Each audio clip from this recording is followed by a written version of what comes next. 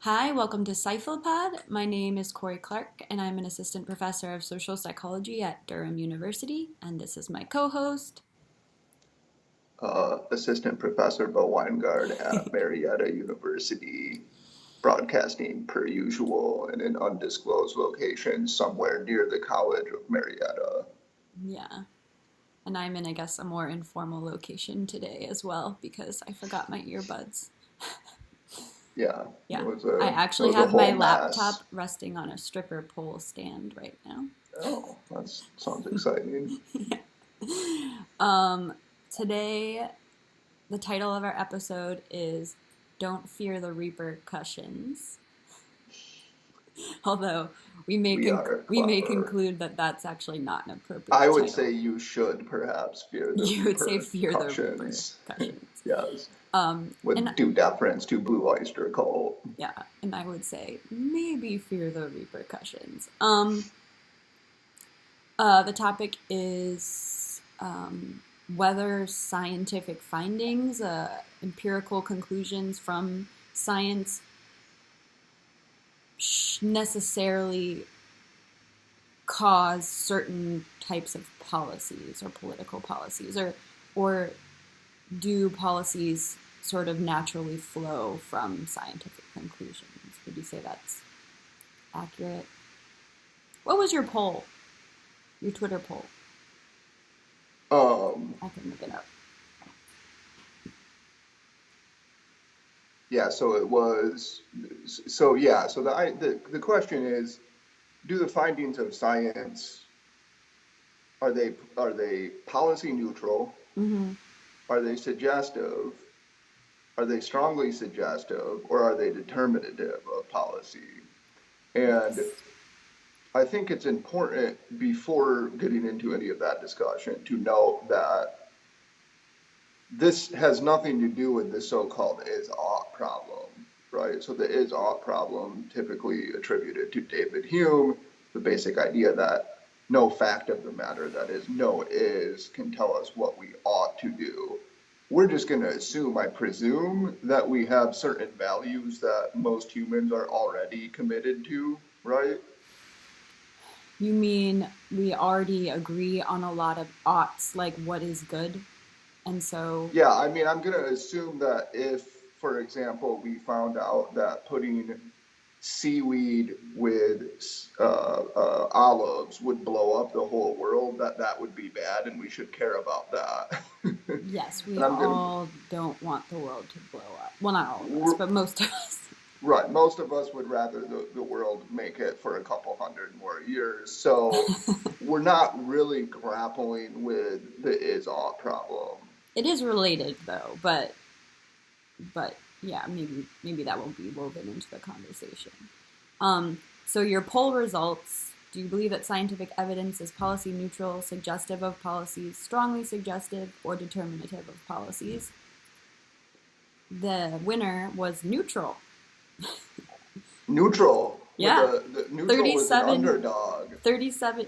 No, neutral was never a strong That underdog. It was a well, weak that was a underdog. comeback victory, though. Well, it's 1,859 votes with only 1 minute left, so that's appropriate. The poll is pretty much closed. 37% said neutral, 36% said suggestive, 20% strongly suggestive, and 8% determinative. So, So in general, we have what, 28% on the strongly to determinative? um, yes. Okay. So So most yeah, people think that scientific conclusions are sort of weakly related to policy. yeah, weakly at best. And actually the plurality, well, I guess the plurality thought that they were policy neutral, which I find hard to imagine. So to me, I think one thing that I was thinking about this, so this question about the findings of science, and maybe it would be better to ask a different question first, which would be, should empirical facts, should they at least strongly suggest certain policies to us, right? Because I think when you say science, people start, maybe they Mm-hmm. think about somebody in a laboratory doing something, or I don't know what they're thinking about. But presumably, for example, the fact that anytime communism's been tried, it's been a disaster, suggests something, regardless of whether we have sort of social science that shows definitively where Marx went wrong, right? So, like, I don't know if you call that science; it's more history, but it's an empirical observation, right? Right. I don't know how anyone could maintain that empirical observations are policy neutral. Yeah, well, I don't exactly know what people mean when they say policy neutral. They might just mean that it doesn't really force us to do anything. Certain empirical claims don't. Well, sure, but nothing does, so that's uninteresting, right? I mean, the claim that it doesn't force us towards something. I mean, we could just keep Well, they're trying communism over and over again. they're they're. Oh, you're frozen. This is not good. Oh, you're back. Okay, let's hope that's not going to be a reoccurring problem. There are potentially different types of empirical facts. Like one type of empirical fact could be, does this policy work? No, it does not. And then in that case, I think that would be pretty close to determinative in that we know this policy does not work. But that's not what most science is not that, right? So like take, I don't know, like something like climate change. The science is happening at the level of like, is it happening? How much is it happening? How fast is it happening? And there is no science showing like, well, if we do X, this will be the case in 50 years because we just can't do that. We just can't know that. Right. Agreed. But there are other types of policies that science easily could test, and in those cases, then maybe. I mean, I'll like an education program, for example, we can run a 10-week program. Find that there's no difference from before to after, and so we don't do that program anymore. So so I'm going to stay away from, let's say, global warming or things like that. I don't know enough about to comment intelligently. I'm going to focus in on social science. I think, I'm not sure about this, but my hot take is people say that it's policy neutral to avoid potentially irritating people because what they don't want to get in these mud fights about what it suggests for policy X, Y, or Z. They just want to solve puzzles about human nature. And I would compare it to evolutionists who attempted, some of them at least, attempted to make peace with religion by arguing that religion is one sphere, science is a different sphere, and they don't have to encroach upon each other's territory. However, I think that the people who realize that, say, natural selection, well, Darwinism more broadly, that Darwinism was potentially upsetting to the Christian worldview, they were right. It is, right? And I think it's disingenuous, although perhaps strategically useful, to argue otherwise. So that's my position right now. That's not to say that everybody who claims it's policy neutral is thinking that, but I do think there's at least a group of people. There's a concerted effort to attempt to act as though these things are policy neutral when they're not. That's interesting because, one policy, I don't know if you want to call it a policy, but maybe it is what do we teach people? So we teach people about natural selection because we're pretty sure it's right. So, religious folk at one point would want that to not be part of the public education system. Right, so we don't teach human variation in high school, let's say, because there's just no way you would ever be able to get that into a textbook. But we do now teach natural selection, although there was a court, obviously the famous Scopes monkey trial, quote unquote, which actually ends up not having, it doesn't have legal importance, but it has cultural importance. So that's true. The just what we study and what we teach itself is political.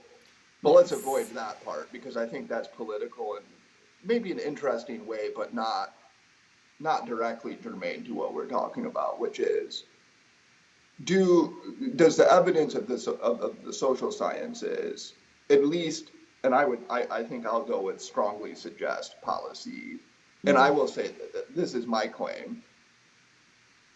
My claim is the findings in certain social sciences undermine progressivism specifically. Now, it used to undermine conservatism, and we can talk about the various policies or maybe you should give an example. For conservatism. Mm-hmm. So, for example, the notion that homosexuality was by and large a choice, I think was, I mean, there was even there, I guess there still is, conversion therapy, right? The idea that you could, quote, will yourself out of homosexual attraction, that's just wrong. And we've known that it's wrong in the social sciences for a long time, but I think there was reluctance to accept that in certain conservative circles. Is a little bit. Yeah, it's obviously we live in a world in which gay marriage is a constitutional right, etc. So it's much different from what it was, but yeah. So that's an example of conservatives, I think, not liking the arguments of social science, but now and social science actually undermining a certain component of the conservative worldview. Now it seems to me that the social sciences undermine progressivism, not liberalism. So I'm going to use this as a continuum. I'll put liberalism as like not blank slateist, accepts differences, debates about how much they are. Progressivism, getting closer to, not blank slate still, but getting closer to it. So I would say it undermines progressivism pretty significantly, which is why in those areas, progressives are now what you might term, maybe too provocatively, but science deniers. And so you would term progressive science deniers in that realm, yes. Okay, but maybe you should give an example of what you mean by that realm. Well, I think that not all of them, of course. Again, so it's important to say there are some of them. Paige Harden, for example, has promoted, this kind of luck egalitarianism in some sense, you could call it, accepting that genetics play a large role in individual differences. But a lot of progressives downplay the importance of genetics for individual and group differences and sex differences because it does undermine policies that they favor. So my contention is they're correct. I think they're right to see this as a threat, and their anger in some sense is rational if you see their goal as preserving their ideology. Right, but I think maybe this is the point you're trying to make with the luck idea, and this is a point that I'm sure we've discussed many times before, which is that if we view most human behaviors as genetically caused, at least somewhat, then you do view human behavior and human success as undeserved in general. So people who are really smart and talented and successful don't really deserve it in some sense of the word, at least not in the way that we traditionally would have thought about it, and not in the way that conservatives think about, not all conservatives, but a lot of conservatives. And so that, to me, I think what you're saying is correct, that there's a fear that maybe accepting some of that could undermine progressive policies, but it's not clear to me that it doesn't also almost equally support progressive policies, and that we should have, for example, pretty liberal redistribution. Like, in fact, maybe, we really shouldn't have many millionaires because they don't really deserve it in some sense. Now, you have to think about what are the consequences of that. Like, do people not work as hard if you don't let them earn their full potential or something? But you could have a pretty progressive let's say, economic system if you come to accept that there are genetic differences in talents and abilities that are outside of people's control. Yeah, I think actually, so there's a lot there. I'm going to back up just for a moment to know that when we say cause behavior, when we say genes cause behavior, perhaps that's not a terribly accurate shorthand, but what we mean for those who are critical of such claims is that if you knocked out the gene, then the behavior would be different. And so I think that the causality there is straightforward counterfactual causality. I see people debate this a lot, but it seems pretty straightforward to me. I think you're right. I think the distributional, the distribution of resources is actually an example where you're right that it could support even progressive policies. I actually think that that is true.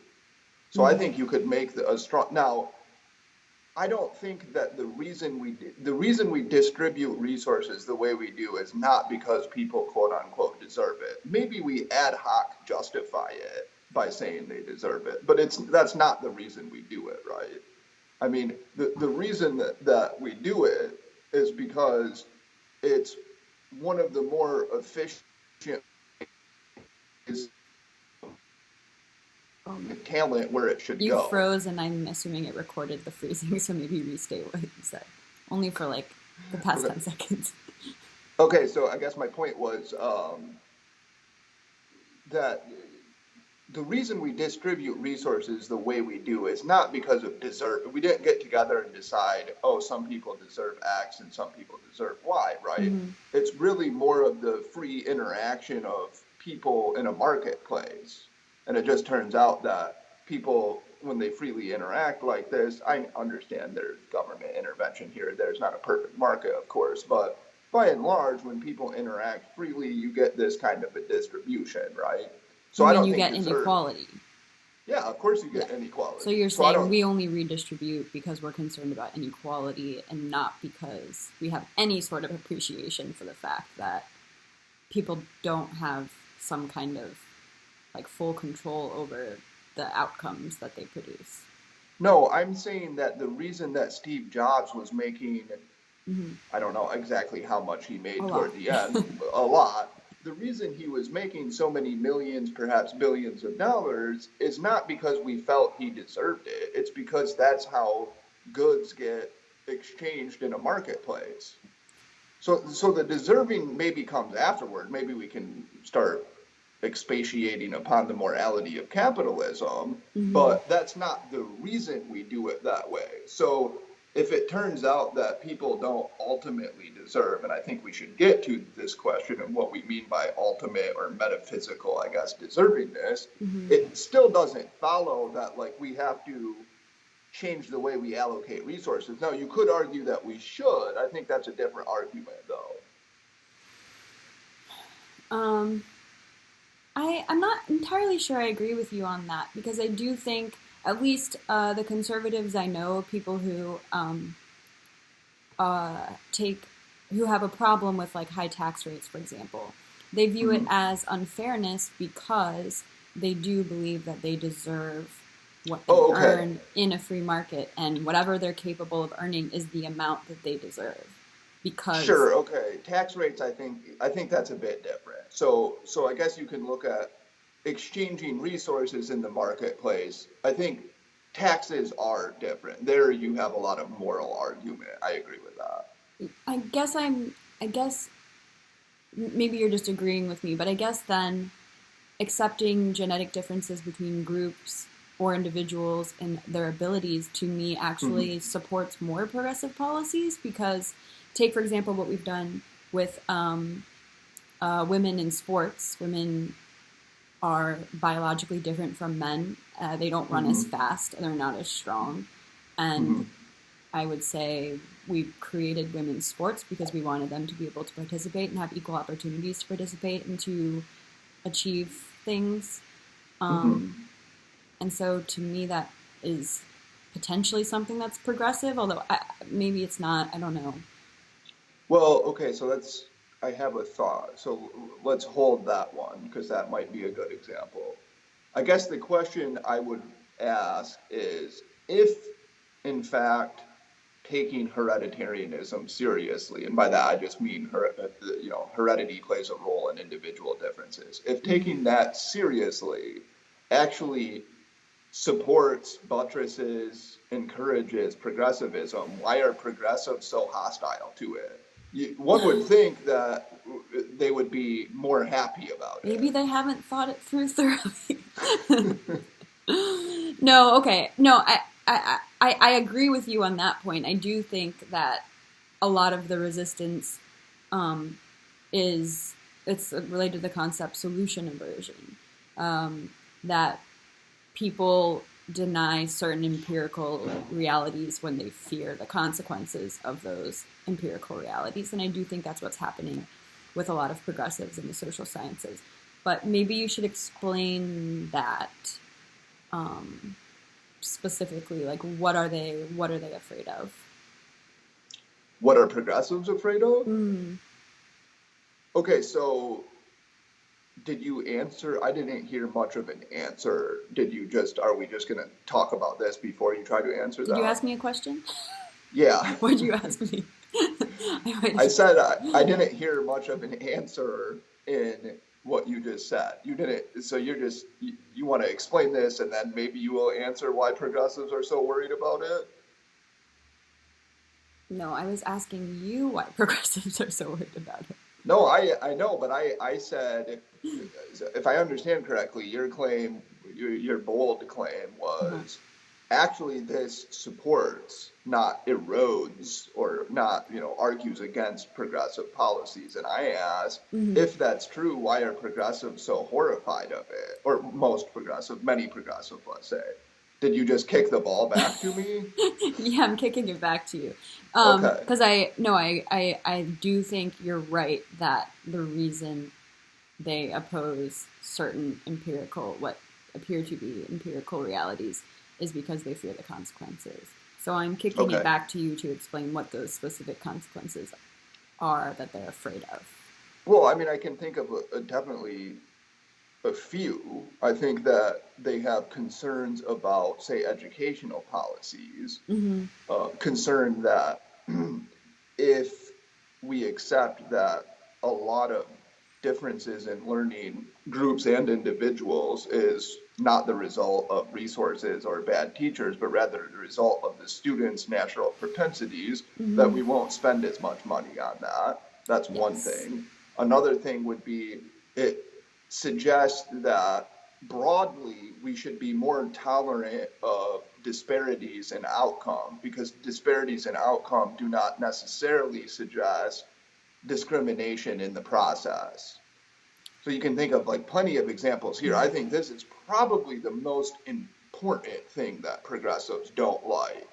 And one thing that often I get if I'm in a discussion about these things is, oh, well, you're blaming the group for being like that, or you think that women shouldn't be in STEM because it's their own fault or something. Mm-hmm. That's the argument the progressive forwards. And Yes. so it seems as though there's great concern that if we accept that, say, men are more interested in abstract things and mental rotation and maybe slightly better, and maybe there's a little bit more variation at the far end of the bell Mm-hmm. curve, and therefore there are going to be more men. Other things equal, if we allow people to pursue, to exercise free choice, there are going to be more men in STEM fields. Right. Progressives don't like that. Right.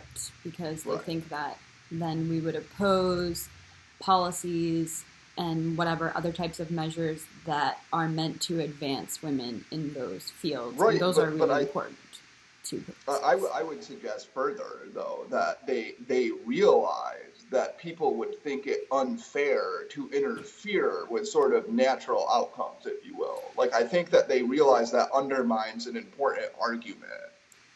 Yeah, well, right. If women are basically choosing to do what they want to do and those free choices are resulting in them not going into STEM fields as much as men do, then to interfere with that is almost forcing women to do something they don't want to do.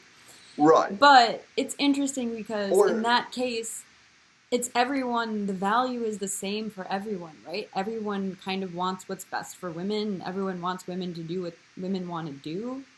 Um, and I I'm don't a little think, bit flummoxed by that statement. I think that ideology probably plays a bigger role than actual concern about what should women do. I yeah, I think think people I'm have agreeing with you. Go Okay, on. but you were saying everybody wants what's best for women, if I understand. Okay, but if everybody wants best for women, shouldn't we care about the underlying truths more? Shouldn't we be reading Geary's Male Female, since that's probably the best book on sex differences? Yes, I think if we were perfectly rational, then yes, we would want to know, what do women actually Okay. want and what makes them Okay. happy, and then Right. how do we make that happen? Right. Um, yeah. So, no, I agree with you, and I do think that is a concern for progressives. I don't I don't know what you do about it. um, I think, well, okay, so let me, but I want to make, yeah, okay, go no, go. ahead.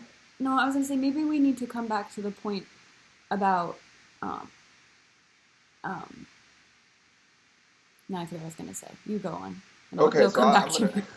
I'm gonna make one point, and then we can sort of like circle back to how it, You froze again. Sorry. it appears that maybe I paused. Yeah, Yeah. I thought I paused.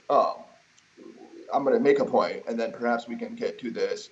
How long is the leash that empirical reality puts on policies, right? Is it long, Mm-hmm. is it short, or is it not even existent? Okay, so one Yeah. point I would make, and this is more of a general meta point, but it's one that I think is really important, and I'm perplexed that more people don't talk about this.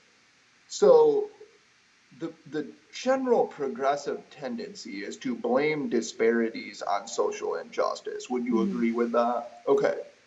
And what I find just perplexing is that people seem to think that it's okay to make that kind of an error. Like, well, if it's wrong, whatever. And if it's right, then great. I But this don't know that really they really think that through. But okay, go but on. but importantly, it's a really divisive narrative. Yes, I it mean, can when you be. start to think about what the narrative suggests about mostly about white men, and I confess I'm a white male, so I'm sort of self-interested maybe in some sense, but I mean, the suggestion is that there's just cruelty, prejudice, Mm-hmm. discrimination all over the place, and that Mm-hmm. it's causing all of these bad outcomes. And I think like that's a really terrible narrative about a society. If it's not true, we should get rid of that. I agree with you, but let me say that I don't know that that's the most common view. So I think that's kind of where the concepts of like institutional racism came from. It's that a lot of progressives do think like white men are terrible, but I think a lot of them think most of these are accidents, and they're things that they're sort of systems we've created, not intentionally trying to disadvantage certain people, but they do anyway. And that's not accusing individual people of being bad people. It's saying, you know, we need to change the system. And that one is probably less divisive in my view, although maybe it's It's still a little bit still, problematic. I mean, it's still an insult to the society for sure. And then I mean, I guess I have two thoughts on that one. One thought is it really doesn't make sense. It's not a very convincing theory because it suggests that you create this system despite having no animus toward the group that's being oppressed and systematically disadvantaged. They are somehow because of the function of an institution, Mm-hmm. and there's really no way to explain. So this is something. For example, this now I should qualify this, caveat it by saying I have not completed Kate Mann's book. So if there's something in there that argues against the point I'm going to make, then bring it to my attention, and I will admit that I don't know what I'm talking about. But my understanding is, and this is certainly true for, say, racism, so we can still work with it, is like one thing Kate Mann tried to do is say sexism, you need to see sexism as like this system, not as individuals who have Mm-hmm. sexist belief. And Ezra Klein, when he interviews her, tries to make this sound plausible, and he uses like the handmaiden's tale, and he's like, look, the men had positive views toward the women so long as they were fulfilling their role. Mm-hmm. But that's preposterous because the males in the Society of the Handmaid's Tale had very derogatory views about women, right? They Mm-hmm. had belittling views. And so it's hard to imagine how you could get a world in which people don't have belittling views about some group, but their institutions somehow function to hold those people down. I don't understand that. Now, I guess one could claim implicit prejudice, but we know there are lots of problems with I that. mean, take So, something simple though, like making certain things cost certain prices. That prevents some people from participating. That's not based on hatred of wait, people. I need an example because that's perplexing. Oh, I mean, let's take something that I've heard people say. They say that that like promoting veganism is classist or something because a lot of vegan products are really expensive. But this could apply for Okay, anything, like having a neighborhood with really expensive houses that keeps certain okay. people out. That's not, those types of situations don't happen because anyone, well, maybe they do because people dislike low class people or lower status people. Yeah, I But it's think just those people are just pretty trying to make purposeful. money. I'm saying it's possible that someone could create an institution that's just trying to make money, and Hmm. that is, in some sense, disadvantaging low status or low people of lower socioeconomic status. Right, but are we going to say that like Porsche disadvantages and holds down poor people because they can't afford the car? Maybe.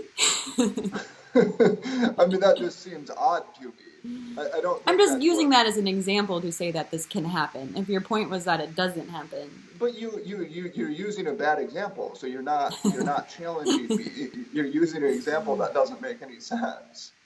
Okay, well, I mean, if you let's can think of an example that makes sense, like if you look at say Ta-Nehisi Coates, who writes about, well, used to write for the Atlantic and wrote articles about this with racism, the policies that he forwarded were just flat out, straight up, explicit racism, right? I mean, people redlined. They didn't want black people living in their communities. There was mm-hmm. nothing structural about that. That was people had negative views about groups, and they enacted regulations that prevented them from moving into certain neighborhoods, etc. Well, what about this example where you have certain, let's go back to STEM jobs. If you have a company that's 90% male, that Mm-hmm. might prevent women from joining just because women don't want to be around 90% men. And that's not because people dislike Okay. women, it's because that's just the environment they've created, but they've Yeah. created an environment that women aren't going to want to be part of. Yeah, it strikes me that that's perhaps a fair example. Although, maybe another one I was thinking of is suppose that you have like, some business or whatever is 95% male, so they don't have very friendly policies towards pregnant women because they just Mm-hmm. don't think about it. Mm-hmm. Not because they have any particular disgust or loathing of pregnant women, they Mm-hmm. just haven't considered it. Okay, that seems fair enough. I think that those examples are probably few and far between, but I'll accept that. Yeah, I guess you could have some policies like that are unfair. I guess, well, let's get back to this because this is sort of a little bit of a tangent, I think, but I do actually want to get back to it because I think we can address these issues with science. My main claim, though, and the claim that I want people to leave the podcast with, is that it's just true, and there's no way to put the proverbial sugarcoat on this, that modern social science does undermine progressivism, and that's why they get angry about it. That's why they don't like what they have now called race science. They don't like sex differences, and they don't like behavioral genetics by and large. There are obviously lots of progressives who do. Again, I want to be fair. There are, but a lot of them don't like them, and they probably qualify the results more than they would if they didn't have an ideological bias here. Yes, I agree with you that that's happening, but it's not obvious to me that that has to happen. It's not obvious to me that we have to abandon progressivism if we come to accept differences between groups. Like, I honestly think it could justify a lot of progressive policies. And more than that, policies generally involve some kind of trade-offs that are benefiting some people and Mm-hmm. harming other people. And Agreed. I agree. that's just kind of the nature of how these things work. And so you're always, the empirical reality itself doesn't tell us how much we want to weight different things. Which group do we want to help more? Okay, if we're going to help this group, it's going to harm this group. Well, that group's doing okay, so let's help this group more.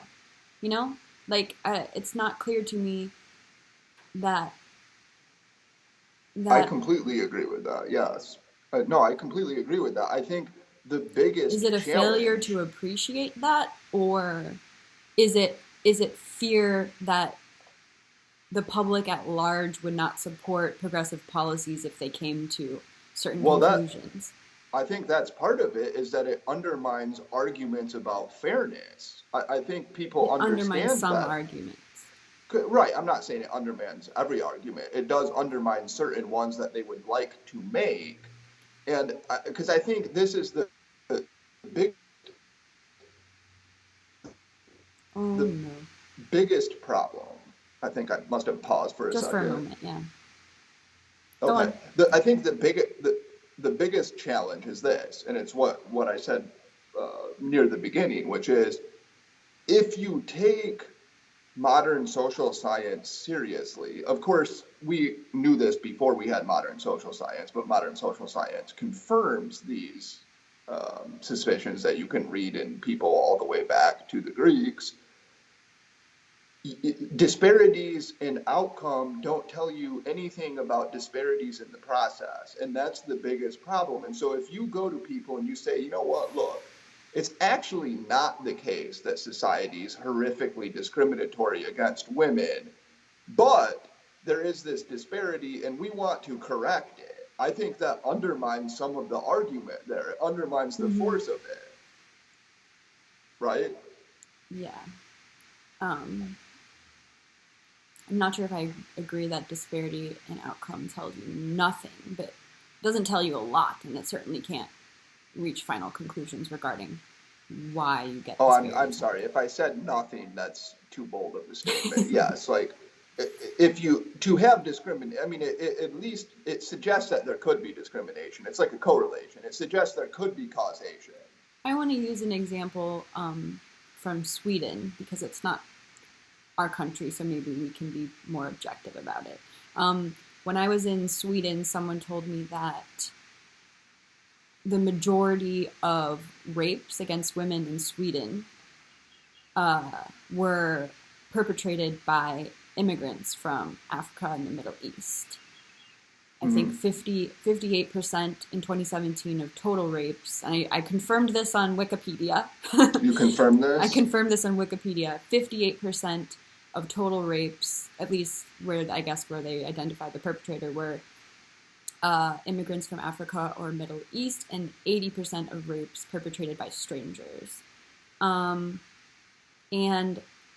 I guess Sweden had a really hard time dealing with this, according to this person I was talking to.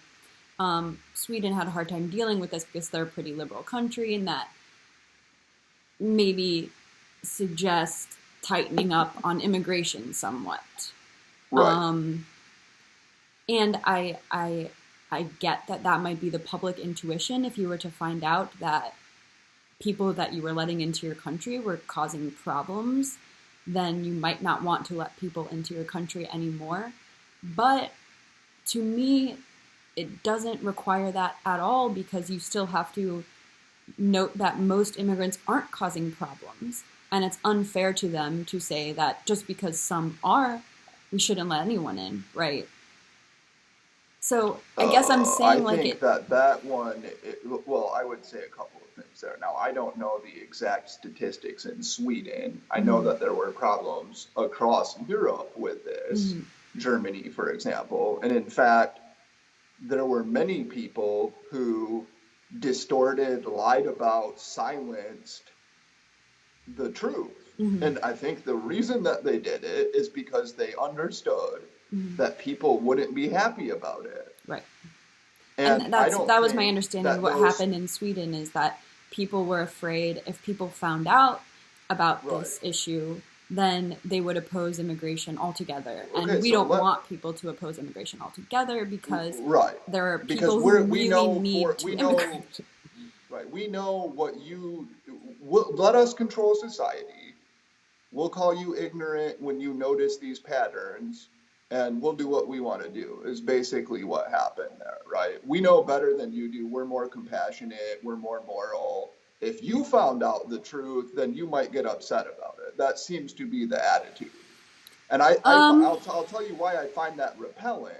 The you're reason saying, that's hold on, repellent. just let me make sure this is clear. So what you're Mhm. saying is that liberal or progressive social scientists or potentially policymakers or whatever, Mhm. um, Politicians, yeah. politicians, Yep. they are aware of these facts. Some of And them are, yeah. yeah, and they Yeah. don't want the public to find out because they think the public can't handle the information with the sophistication they can, and that they would think, okay, we just should stop immigration rather than no, we have to still allow immigration because there are people who are dying in other countries and we need to help them. Mhm. Um, and they just, and you're saying it's kind of like patronizing to the public that they It's, can't handle the yes. truth and Well, it's still be not can't compassionate. handle. I mean, can't handle suggests that they should consume this information and then prefer the immigration policy that you think they should prefer. That means can't handle. To me, let's suppose that you tell them the truth, and we talk about like the statistics here, and most of the populace decides, you know what, it's not worth it. Mm-hmm. We don't want to allow that to happen. Fine. To me, that's a perfectly rational decision. That's a rational decision that a nation state gets to make. What But you're saying is can't handle, as though what their decision would be the wrong one, because you're presuming that the right position should but be it couldn't it allowing. be an appreciation of people's ability to process a lot of information, to take multiple things into consideration. People have whatever their in-group loyalties, so they think better protect some Swedish people than save a lot of people from the Middle East.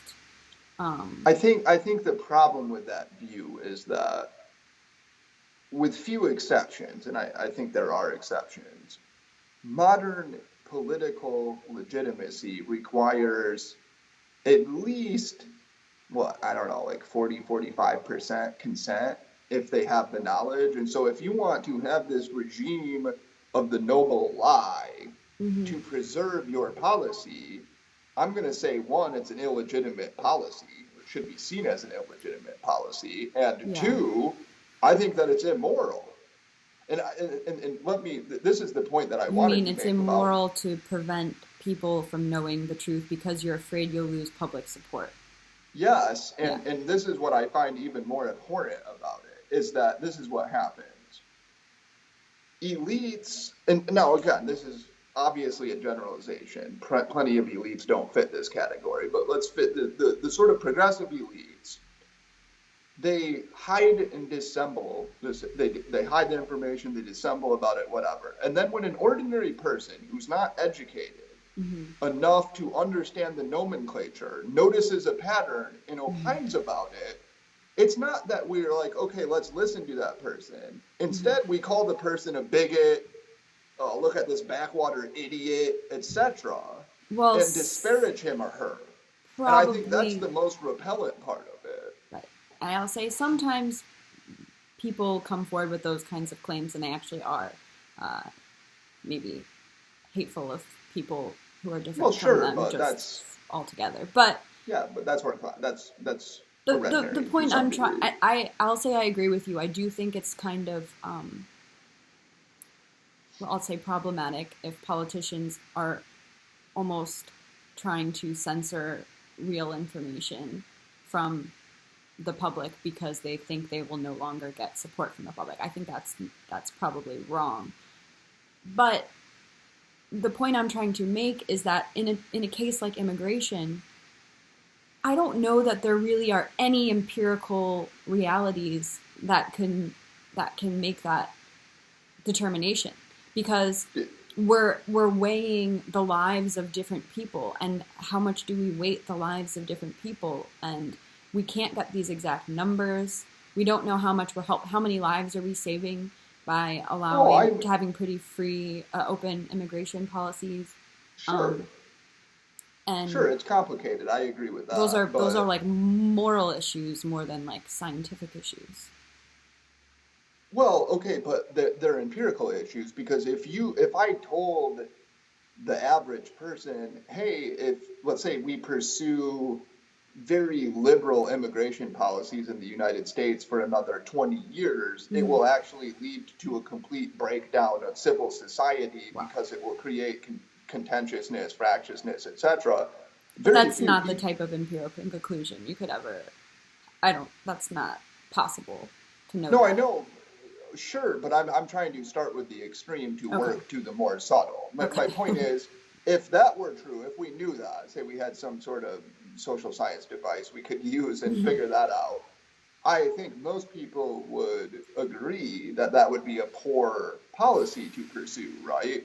Yeah, but again, that's what I'm saying. Like those are empirical conclusions saying like this policy is ineffective, and in those cases, yeah, policy probably follows from that. That's not what most science probably is. Most of Well, it's like let me here's give you something that another. might make you lean this way, but when you take all the information together, it's just really freaking complicated, and we don't know.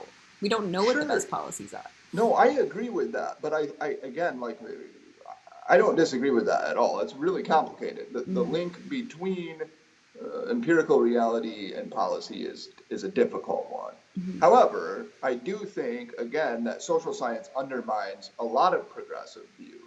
And what convinces me that this is true, or what like adds to my confidence in this belief, is that progressives are so terrified of it. So let me give you a different example related to the immigration one.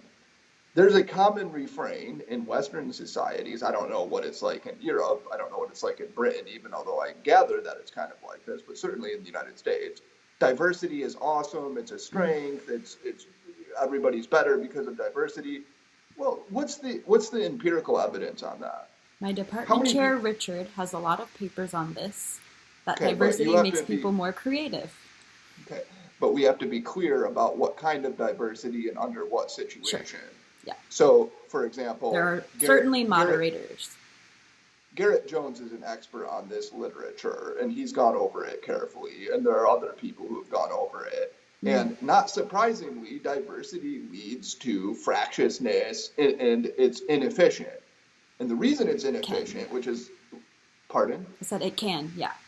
Sure, right. It does not inexorably lead to fractiousness, but it is incredible, like it's inefficient. And so just think about a university, for example. How much of the university bureaucracy is dedicated to attempting to make diversity work properly?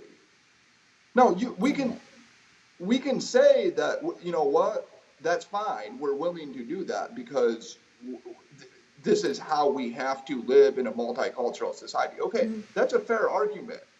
But let's have that debate and not hide behind platitudes that aren't even empirically correct.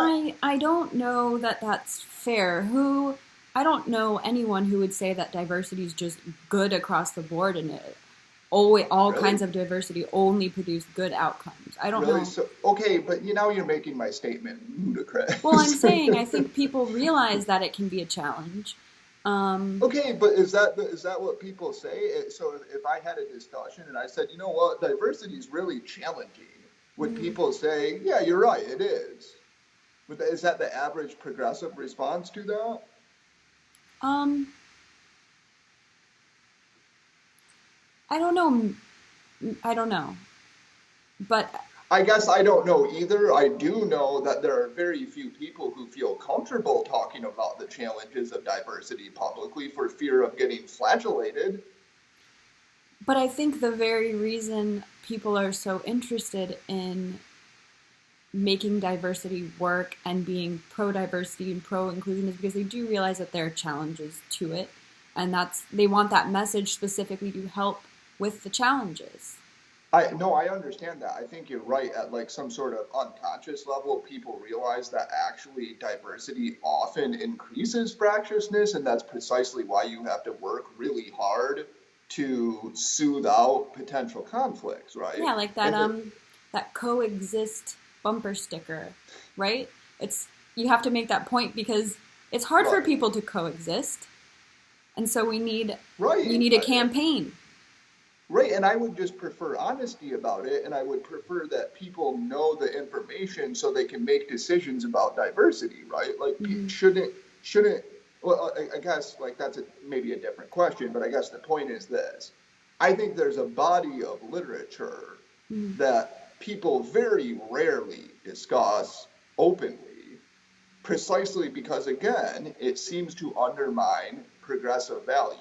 Chiefly, it seems to undermine cosmopolitanism, at least for some sections of the population. Again, it's just not clear to me that maybe that is, or people think that's true. It's not clear to me that it has to be true because it could be No, I instead of didn't say it has to be. yeah, but I'm saying like instead of saying okay, diversity can be challenging, therefore we should discourage diversity and we should have I people didn't say break off that. into their little homogenous groups. That's not what Instead, I we claimed. say, well, we live in a society where we're going to have a lot of diversity, and so we're Right. going to make the best of it. And here's how we're going to do that. Right, but I didn't make the claim that what we should do is say, you know what, diversity is not worth it. I'm I, saying that progressives understand that the social science literature undermines that they feel challenged by it at least. Otherwise, they wouldn't. So they feel you know, they feel challenged by the claim that diversity can be challenging.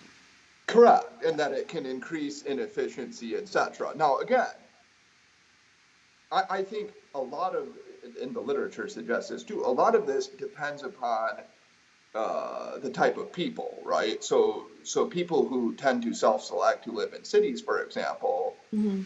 like diversity more than other Right. people do, and they deal with it more effectively, and Mm-hmm. they might actually like triumph in it. They really like it. They Mm-hmm. like to go to different kinds of restaurants and have different kinds of foods and participate with different kinds of cultures, Mm-hmm. etc. And I think that's great. Like I think it's cool that people can I choose. think both are great. Yeah, Yeah. I agree with you. I think if you want to, I'm a pluralist about this. If you want to go live in a rural Iowa community with very little diversity, I think you should be able to do that and that Mm-hmm. you should be able to thrive there. I think the problem is my concern in what I'm saying about progressivism, again, about social science undermining certain tenets of progressivism, is that people aren't honest about this. I do feel as though that's a pretty consistent theme. I mean, I've seen, for example, I'm sorry, go ahead. I'm No, I was yapping. just going to say that I think my impression is a little bit different than yours, and I do think most of the progressives I know would acknowledge that diversity poses challenges, and that's why we should care about it, and that's why we should work hard. And Okay, but maybe you're maybe right. that's true. I don't know. Maybe people are I'm gonna hate me actually, after for saying this. I don't know. I'm actually not totally true. I'm not totally sure. I'm certain that uh, this is tangential to the social science, but I do think this is actually an interesting point worth making, just to put my sort of moral vision on the table, Hmm. since we're talking about that kind of stuff. I think there's a bit of a totalitizing worldview from that kind of a progressive view. Um, and let me make clear what I mean, because I think that the best kind of world would be one of pluralism. Uh, uh, um, People who thrive in smaller communities that are more homogenous ought to be able to do so. And I don't think we should criticize that. I don't think that there's anything backward or lamentable about that. And then cosmopolitans should be able to do their thing. And we shouldn't criticize that either. We shouldn't call them globalist or schemers. But it's hard because we have to tolerate both traditions, and I think that there's a little, I mean, I think on both sides there's less respect for that than there should be. Yeah, I agree with you. But the issue is, what if people want to move into a rural Iowa community and they're not welcome because they're different. That is a challenge, Then right? we want That to say, too bad, yeah. you have to let them into your community, right? I don't know. I'm not actually sure. I think that's a really complicated issue. I tend to side with David French. I'm pretty pro free association unless there's look, like in the South during Jim Crow, for example, it would literally be almost impossible for a black person, say, to get a hotel somewhere or something. Mm-hmm. And so that's obviously a problem. We Mm-hmm. can't have a situation in which that occurs. Yeah, If this we doesn't don't, say, this goes to the wedding cake issue, right? Too, like, should yeah, you yeah, have to exactly. make the wedding Should cake? you? Which Absolutely.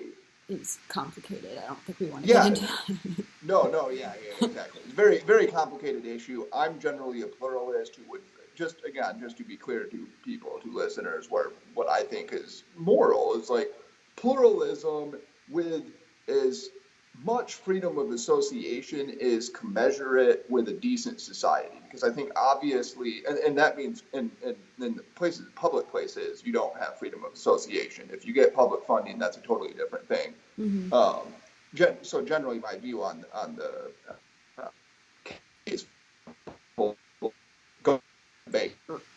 I mean, again, if you, oh, I'm sorry. My view on the cake case is it's a complicated case, but probably go to a different baker. Respect people's, like people have very strong beliefs about this. I don't think that clearly the cake baker wasn't a bigot, etc. Now, is there any way to put social science back into this conversation? Yeah, actually, I'm having a of nice cake conversation, making? but we're at 56 minutes. Just Right. yeah. I mean, okay. I just think I guess the point that I wanted to make, or that I've been making, or that I'm coming back to, is that I think, so I agree with you. I think you're right that progressives might oppose certain types of empirical truths because they fear the consequences of either that truth being true or the public finding out that that thing is true. Right. But it's not clear to me that they have to take that strategy, and by that strategy, I mean, it's not clear to me that they have to deny empirical realities, because I think many of these empirical realities that they seem to have a problem with could be used to support progressive policies, and I don't know why that isn't the strategy they take, or more of, and maybe the reason I find it puzzling is because I'm one of the people that does take that strategy, where I don't have any interest in denying the empirical reality. I still consider myself to be pretty progressive, and you maybe would say that I'm not as progressive as I think I am, but I pretty much support progressive policies across the board. Your house down. I'm saying, like, you're like one of the people during the French Revolution who was like, yeah, the French Revolution is cool until they put you on the scaffold. I don't know about that, but the point is, I'm pretty much a progressive across the board in terms of what I actually think we should, what the policies I support, who I vote for, and things like that. And I'm not saying empirical reality has to support progressive policies. It doesn't, and I'm happy to think about what is actually best for people. And I think a lot of the time, empirical reality has almost little to do with it, because again, it's about these trade-offs, and the trade-offs involve things that don't have measurable values that we can compare. Like the immigration one's a great case. Like, people need help. We need to let people into the country to help those people. If it causes problems, okay, how much do we weight those problems relative to saving lives? I think I'm going to move my view from strongly suggestive to slightly suggestive. Oh, wow. Because I think that's probably right. But I think, like, the problem is, it reminds me of, I know there's this study in which people use utilitarian arguments about the death penalty, but when you take them away, then they start to make deontological arguments. I believe that this is how the study. About. I think there was this study in which you look at people, so if you argue that actually it's not a deterrent, then they start to favor sort of deontological arguments against or for the death penalty. Okay, I could buy that. I thought you and I talked about this. I might have told you about Brittany Liu's study, which was okay. What did that find? You give it's not, they don't say deontological argument, but if Sure. you create a moral argument, they adjust their utilitarian argument. So if you say the death penalty is morally wrong, then they say that it doesn't deter. They're more likely to say that it does not deter violence. Right. Okay. Yeah. So they're matching the empirical argument to the moral argument. Yes. In other words. Yeah. And I bet it would work the other way, although either I was confabulating that or I read that somewhere. So caveat, I don't know the source for that. I don't know if that exists. Okay. But my point is, I think what happens is it's not strongly suggestive. It's probably weakly suggestive. But people want their facts to back their values as strongly as possible, so they get really worried about it. So I'll give you a different example. Let's just suppose, I mean, I'm not saying this is true, we can look at the evidence, but let's suppose somebody makes an argument about IQ and immigration. Mm-hmm. Well, you could make the argument, you could be like, yeah, sure, maybe there are differences in IQ, and that's fine. That's not a big deal. We still can support immigration because X, Y, Z.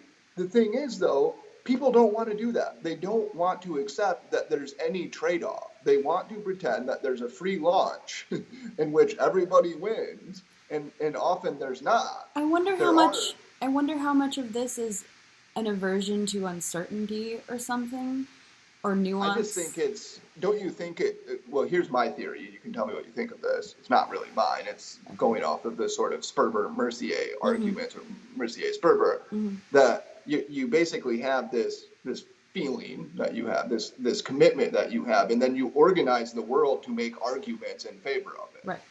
And you're going to pull anything you can to make the argument. And if there's something that doesn't help you, obviously you're not going to like that, because you're like, well, that actually makes my argument a little bit harder to make. Right. Yeah, and obviously you would like all of the facts to be as strongly supportive as you possibly could. Right. But I think my point here is still potentially relevant, because I think the nuanced argument or the admission of uncertainty, it is a weak argument. You say, I don't know. Like, if there are differences between groups and we let this one group into this country, sure, I don't know what's going to happen. I also don't know, is there anything we could do to fix the problems? Could we put some policy in place that will make this no longer an issue? Right. So... But would you... No, okay, I concede that point as well. But would you agree with me that there is, and I find this about a lot of these issues, both within the United States and Europe more broadly, and I don't know if in other areas, but there's kind of this, again, there's like a sort of disdain for ordinary people that runs through this, that, well, if they find out this, they might not prefer the policies that I want, and therefore... I'm not saying this is conscious, by the way. I'm saying that I think they're just, but some of it is conscious, because I get this a lot on Twitter. It's like, well, what if Joe finds out about this? Sure. So like the idea is, these people are reprehensible, they're immoral, they're simple-minded. We have to save them from their own stupidity. Yeah. And what that means effectively is they have to continue to support the policy that I prefer. No, I think that's right, and I do think it actually is conscious for not all, but some social scientists will say, we can't even study that, we can't even ask that question, because if people found out about that, it would be a disaster. Right. And by disaster, to be clear, what they mean is it wouldn't favor their worldview. Like, it wouldn't... I think that's right, but also I think what they mean by disaster is that everyone would be, not everyone, people would end up worse off. And so it's not like, oh, my policy would lose. It's that this would be bad for humanity. Well, but people think that if people their would policy suffer. Lost, it would be bad for humanity, right? Yeah. Yeah. But I'm saying, like, the concern is like a genuine concern for the well-being of humankind. Well, you know what I think about concern for the well-being of I know, humankind. I know. V.I. Lenin he was a soft-hearted person who had great concern for humankind. So did Robespierre when he was dropping the guillotine blade on people. Yeah, okay. Remember, it was for the greater good. All right. I think what we should do is judge by the actual outcomes of the policy rather than the intentions of the actors, I suppose. Yeah, that seems probably the best thing to do. Right, because there was that existential comics. I saw this one that my friends and I were laughing about a bit that basically said, the reason you can't compare the Nazis to all of these communist atrocities is because the Nazis like accomplished part of their goal, whereas the communists were just trying to make the world better. And it was an unfortunate side effect that millions upon millions of people were destroyed. Mm-hmm. Right? And I think, yeah, but like morally, do I care that Stalin had some noble vision? And in fact, he didn't. I mean, I don't want to live. This is actually something worth thinking about. I guess we only have like a couple minutes here, Yeah. But one thing worth noting, and I've only recently become fully aware of this, the communist vision of society, or that more leveled vision of society, it's not even clear to me that that's like morally laudable. I don't want to inhabit that world. I want to inhabit a world where people are like fairly equal. Well, okay, but like, You paused a little bit. let's take Lenin's let's take John Lennon's. You're just trying to get me to defend communism, aren't you? No, I'm trying to say that when people say that like that was like this noble moral vision, it's not clear to me that that's even true. It's not a world that I want to inhabit. But yeah, okay, I guess that's neither here nor there for yeah, this. We have to end. So purposes. Why don't okay. you? Whatever you want to say. Why don't I give a monologue? Yeah, you can give a monologue. Okay, my monologue is this. I think I've changed my view from beginning to the end of this discussion from strongly suggestive to weakly suggestive, but certainly not neutral. Mm-hmm. However, it does seem to me that so what seems to me to be the case is that progressives and conservatives both want all of the evidence to sort of match their preferred policy, so they can claim that there's very little trade-off, and of course you should support this if you're a decent human being. And that's what causes all of the anger, the deceit, that maybe not intentional, but the suppression of truths, and that you shouldn't study this. Because at the end of the day, what people want to pretend is there are no trade-offs. There aren't trade-offs. I have the best policy. You have a bad policy. That's the end of the story. Yeah. Right. Okay. And I'll admit that I suppose I didn't really change my mind that much. I think I came up. I'm more open-minded than maybe you are. you are on this one. But yeah, I think probably some empirical realities do kind of have sort of obvious policy implications, let's say. But I doubt most science is actually like that, and things are just generally more complicated than people want to believe that they are, which is related to your point that people want things to be clear and strongly in support of their views. But the reason smart people disagree about important issues is because the truth is really complicated, and probably no one is right entirely. Meh. Okay. No one's right. I agree. Everybody's wrong. Yep. All right. I'll talk to you later.